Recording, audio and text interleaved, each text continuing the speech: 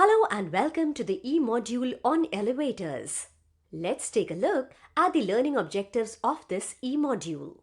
At the end of the e-module, you will be able to understand what is an elevator, list the statutory requirements for elevator, list the uses of elevator, describe the working principle of elevator, list the components of an elevator, explain the safety features available in elevator, classify the elevator, list the top 5 original equipment manufacturers of elevators, understand the checklist points that needs to be considered while functioning elevators, understand the maintenance checklist for elevator, understand the business impact of using elevator at workstation, hospitals, public areas, etc.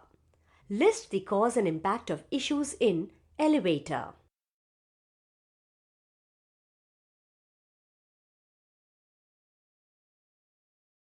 Since the dawn of time, humans have sought ways for more efficient vertical transportation of material and passengers to different levels. Elevator history begins several hundred years before Christ. The earliest elevators were called hoists. They were powered by human and animal power or sometimes water-driven mechanisms. These crude elevators slowly evolved from steam-driven to hydraulic power and then to electrically powered ones. Modern elevators work on electricity or hydraulics and have been developed for the ease of human living. Today, all high-rise buildings commonly have multiple elevators with a unified control system. As against the general perception, elevators are safe devices with many safety controls built in to ensure that it continues working without failure, and if it does fail, it would stop in a safe condition.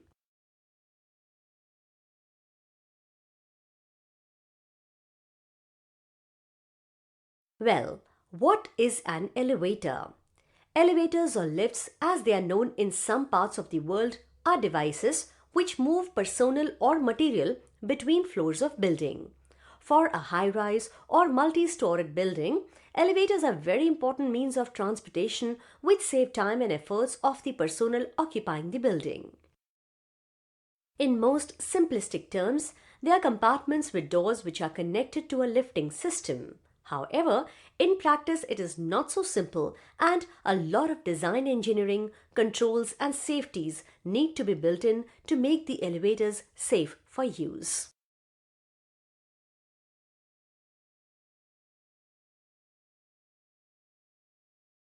All lifts being installed in any building require an approval for installation and operation of the lifts. The application indicating the specifications of the lift is to be submitted in writing as per the state government directives, normally to the inspector of lifts in the Public Works Department. The rules may vary from state to state and the same needs to be complied with. Some states require that the license for the lift be displayed inside the lift while others may not. All lifts are to be inspected by the inspector of lift every month and the owners of the building are required to make the lifts available for inspection. The cost of the inspection is to be borne by the owners. The lift inspector has the power to revoke the license if he finds the lift to be unsafe for use. Record of the inspection is to be maintained on site. The maintainer of the lift is also required to be approved by the state authorities. Any accident of the lift or during its operation which may lead to injury to a person is required to be reported by the owner to the authorities, that is, lift inspector, giving full details of the incident.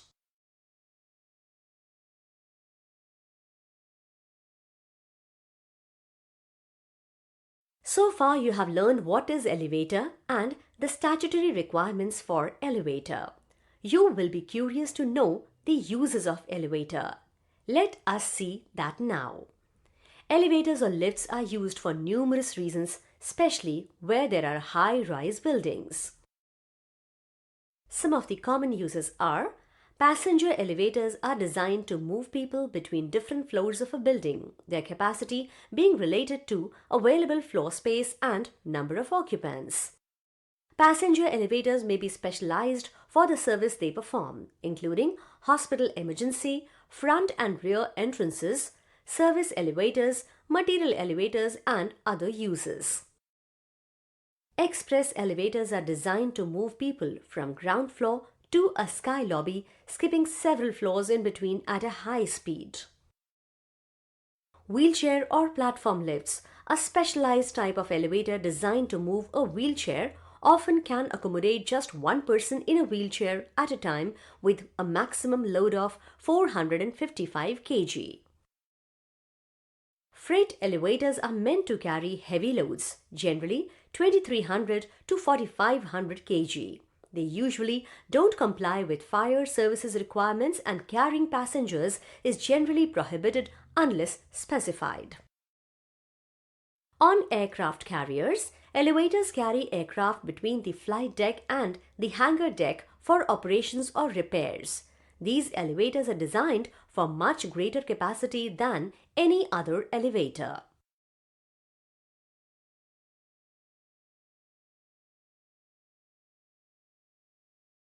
Elevators work in a slightly different way from the working of a simple hoist, raised with the help of ropes or pulley.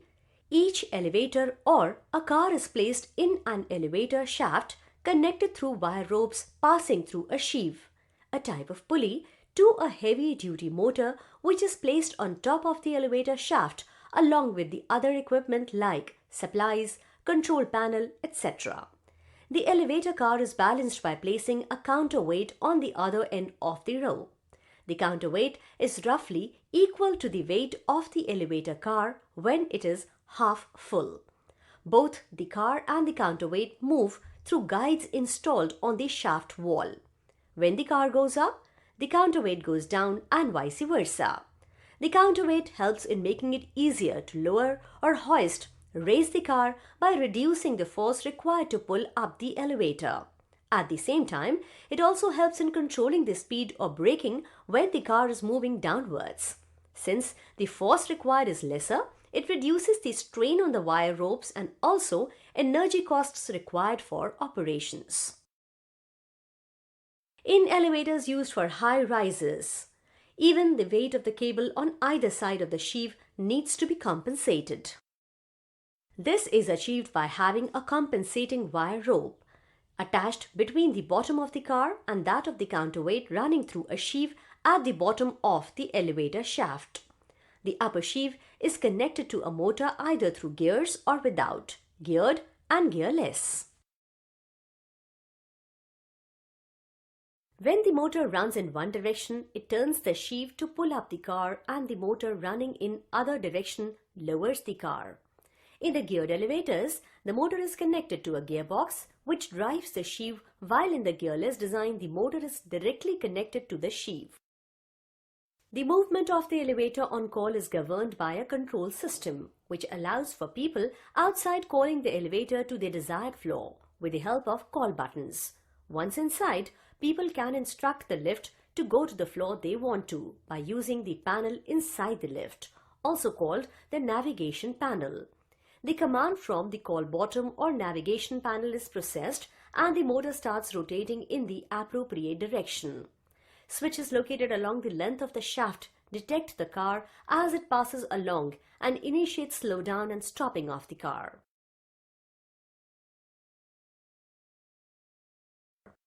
The main controller receives and processes the signals from various devices and sends out commands for operation of other components. The controller receives and queues the call requests, controls speed and direction of the elevator, keeps track of the position of the car, operates the doors, and manages alarms and displays or indicators. Electromagnetic or photosensors mounted on the lift car determine the location of the car on the guide rail. The magnetic sensor counts the number of pulses as it moves along the guide rails, and the photoelectric sensor counts the number of holes.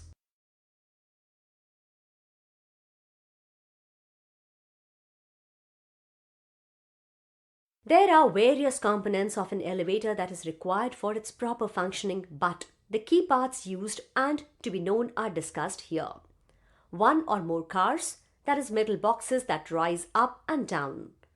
counterweights that balance the cars, an electric motor that hoists the cars up and down, including a braking system, a system of strong metal cables and pulleys running between the cars and the motors, various safety systems to protect the passengers if a cable breaks.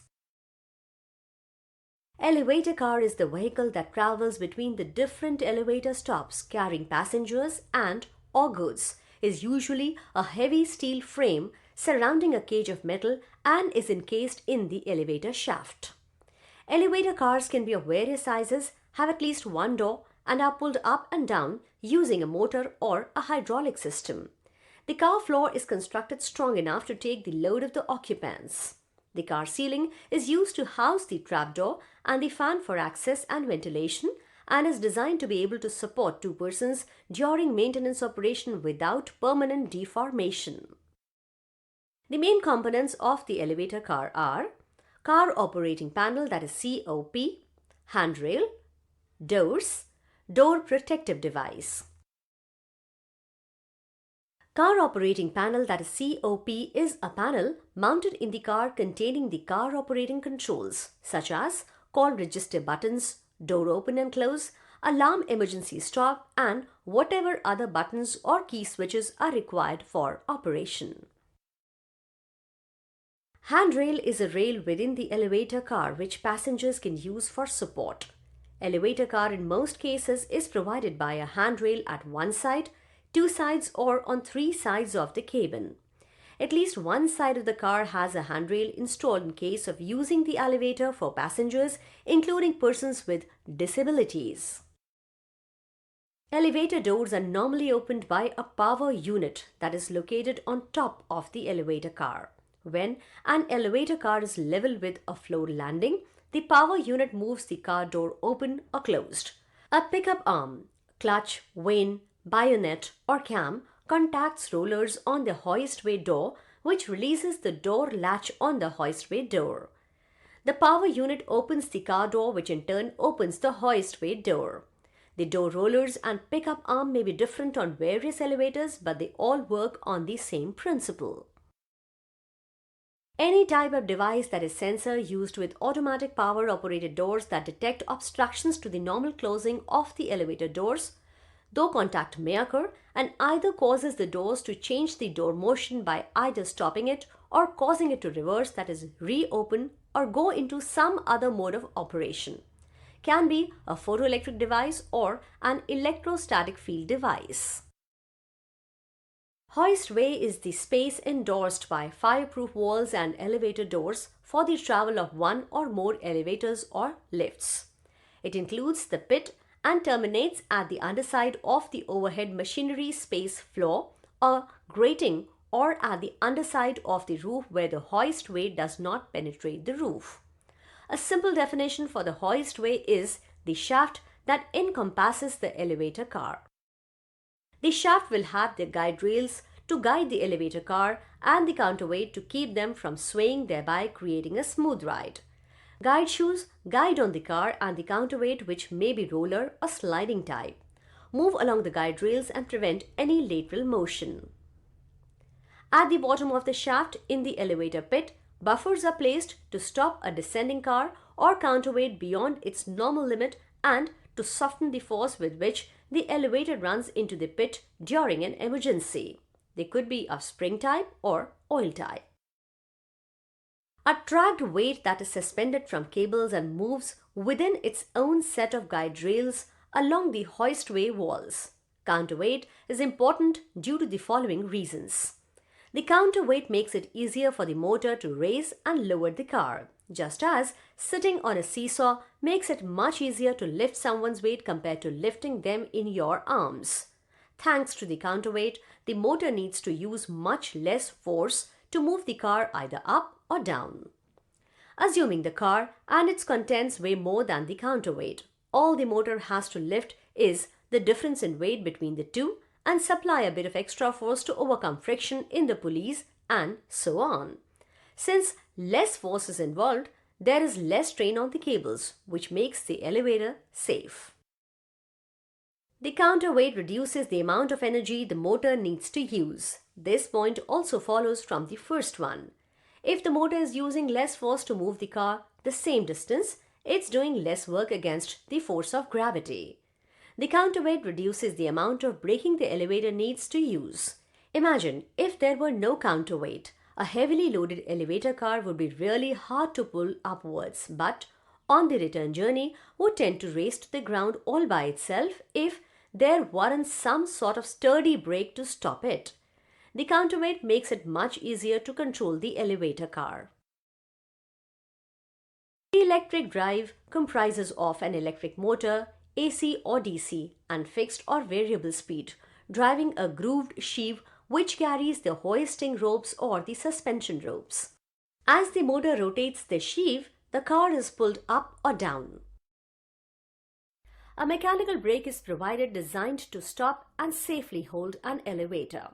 During typical operation, this brake is electrically lifted or picked against adjustable tensioned springs. In the event, electrical power is removed from the brake. These springs ensure it immediately drops back against its drum or disc, bringing the car to a safe stop. While applied, the brake will securely hold in place the elevator and its counterweight. A centrifugal force governor is provided on most elevators to guard against overspeeding. When a car travels in excess of 20% of top speed, the governor will activate a safety stop device.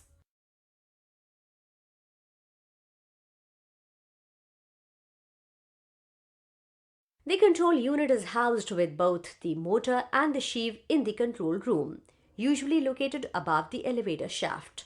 It receives the signals from each floor, controls and translates that to movements for the motor either up or down. When the elevator car reaches its destination, the control receives a signal to stop the elevator car to allow passengers to enter or exit. The control unit has a computer built in to monitor travel patterns and specific instructions that are programmed into it for rest locations and signal priorities.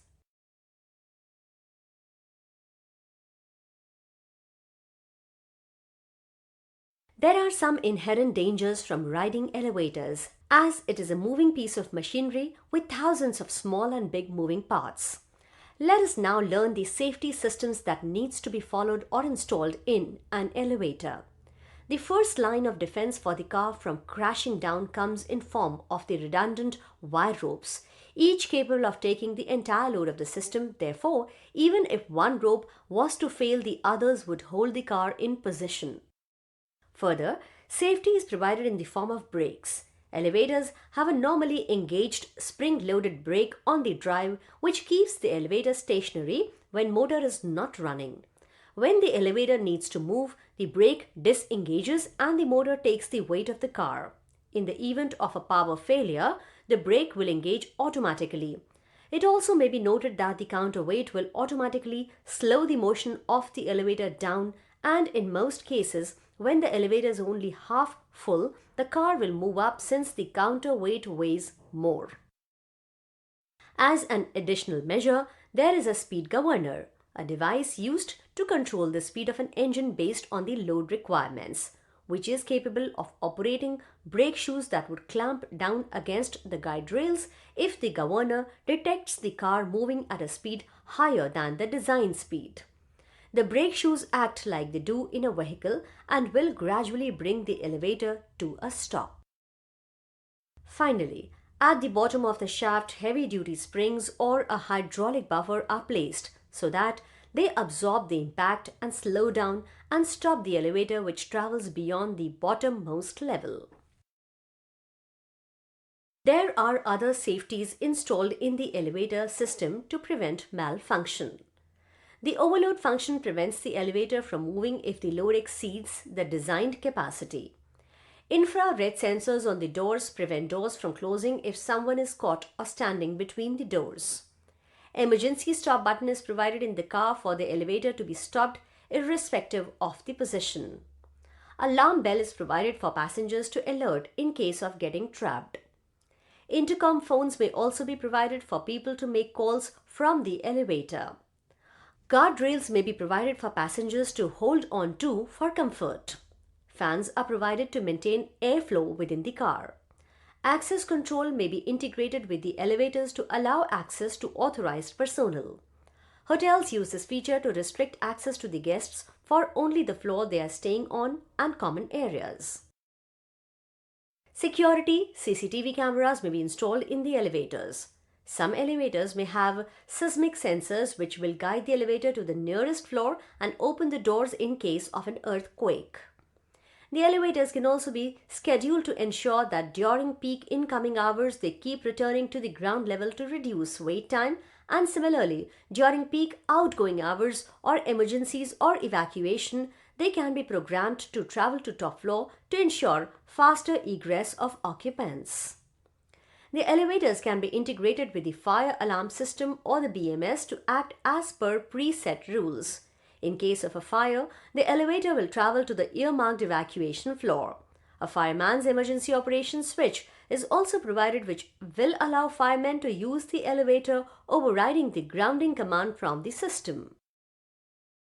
An automatic rescue device, that is ARD, is also being used in recent times to ensure that in case of a power failure, the elevator is taken to the closest floor and the door opens for passengers to get out.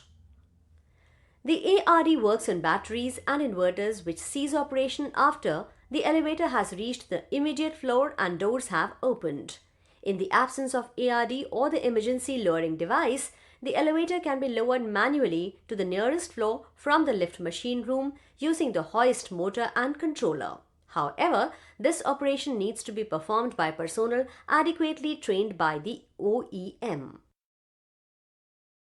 In case of multiple elevators in a building, the elevators need to be synchronized to prevent all elevators trying to serve all requests. With synchronization, it can be ensured that the closest elevator travels to the request floor and serves the request. The controller will ensure that the specific elevator travels in the same direction till such time all requests in that direction are served. Secondly, if lifts are not synchronized to work in tandem, the users may press call buttons for all lifts, which will result in all lifts traveling to the same floor, thereby increasing energy consumption, wear and tear, and the travel time for the next request. Proper synchronization can result in large amount of energy savings as well as reduce the wear and tear of components due to the optimal usage.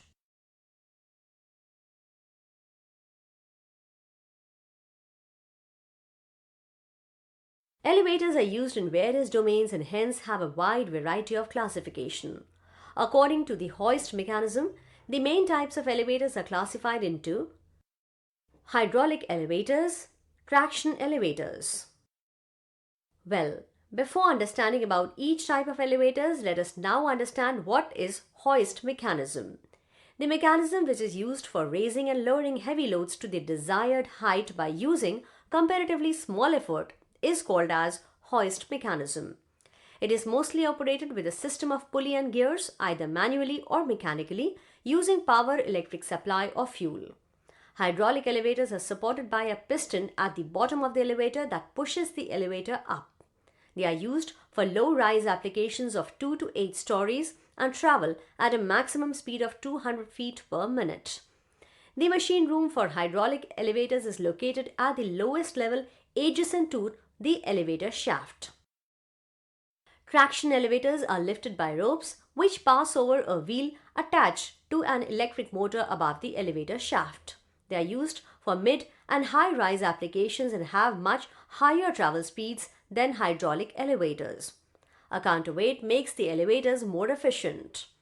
There are two types of traction elevators are geared traction elevators. They have a gearbox that is attached to the motor which drives the wheel that moves the ropes.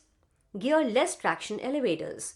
They have the wheel attached directly to the motor.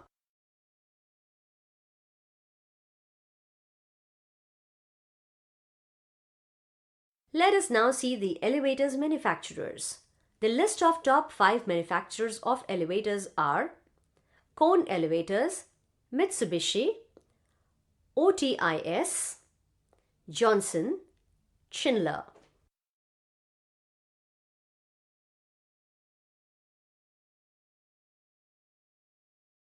Some of the operations that needs to be checked and corrected at regular intervals of time are response time, travel time between floors, leveling, door operation, starting and stopping, hall and call lights and floor indicators.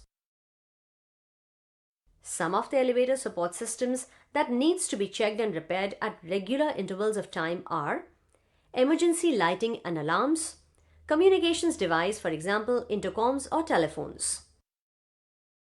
You need to maintain the physical condition of an elevator, such as maintain cleanliness, check for and repair interior damage, check signage and repair when necessary. Operations that are commonly timed and checked include the following: floor to floor time, time required making one floor run, measured from the time the hoistway doors start to close at one floor until they are fully open at the next floor. Performance time, measured from the time the door starts to close at one floor until they are sufficiently open to allow passenger exchange at the next floor. Car start time, measured from the time the doors start to close until the elevator actually moves. Brake to brake time, measured from the time the car starts until it stops on a one-floor run. Door open time, measured from the time door starts to open until fully open. Door dwell time, length of time doors remain fully open by car or hall call without being affected by cancellation features.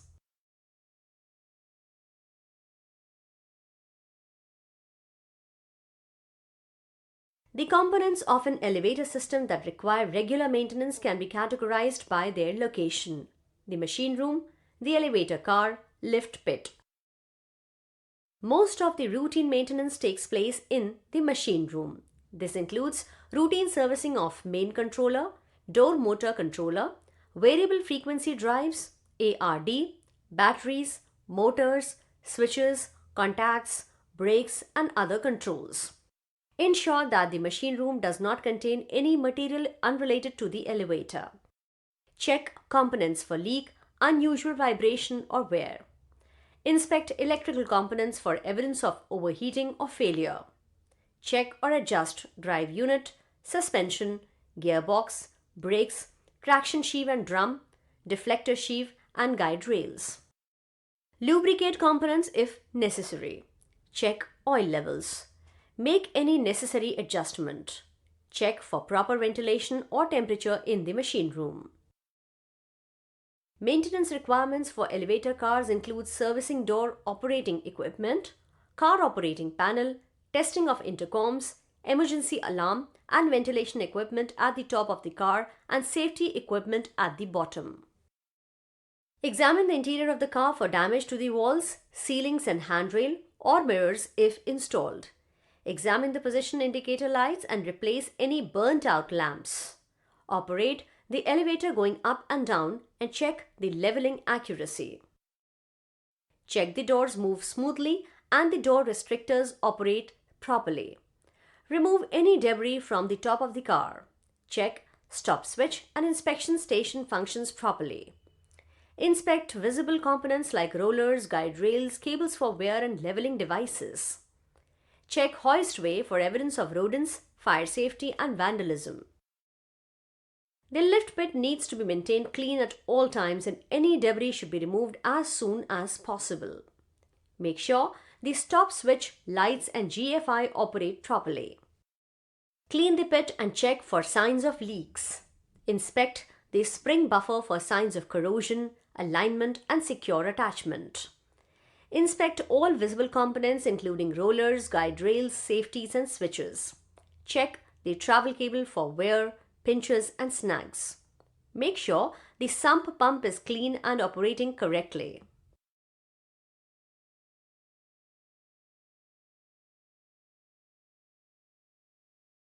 Let us now look at the business impact of owning an elevator at the workstation or hospitals.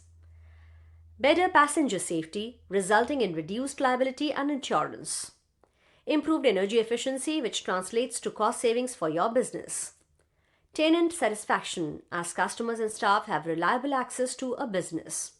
Reduction of hazards and expenses, such as structural repairs, and the cost of emergency services activity to rescue trapped passengers.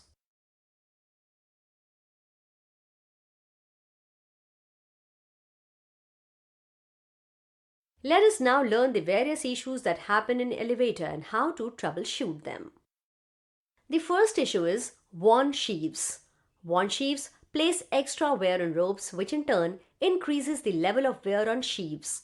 This creates a cycle of destruction for both key components.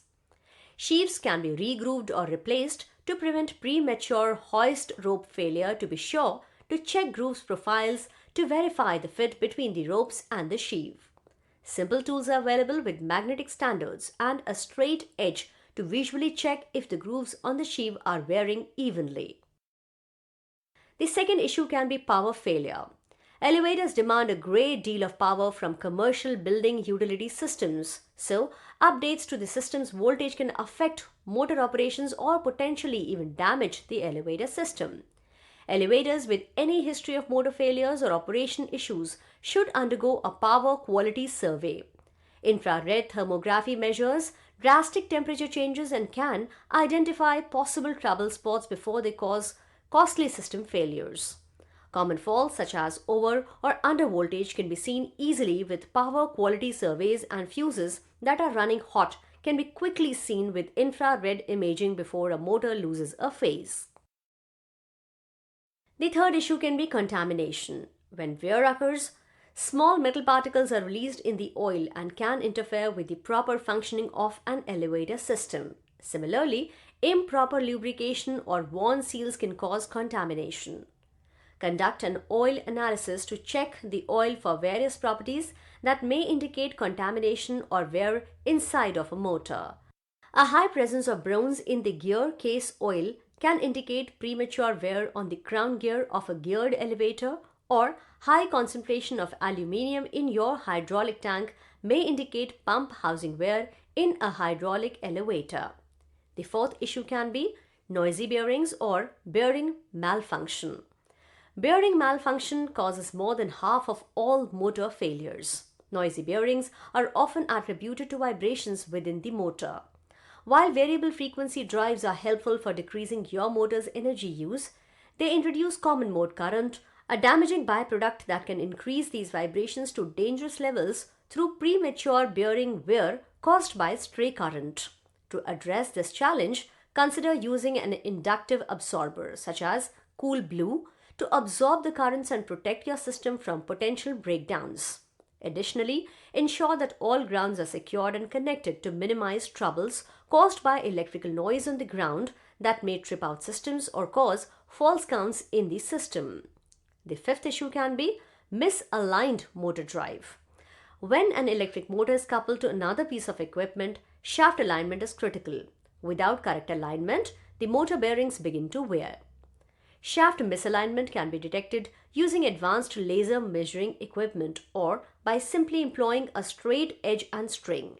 Alternatively, consider purchasing geared machines that employ flange-mounted motors that do not require alignment if the machine is disassembled.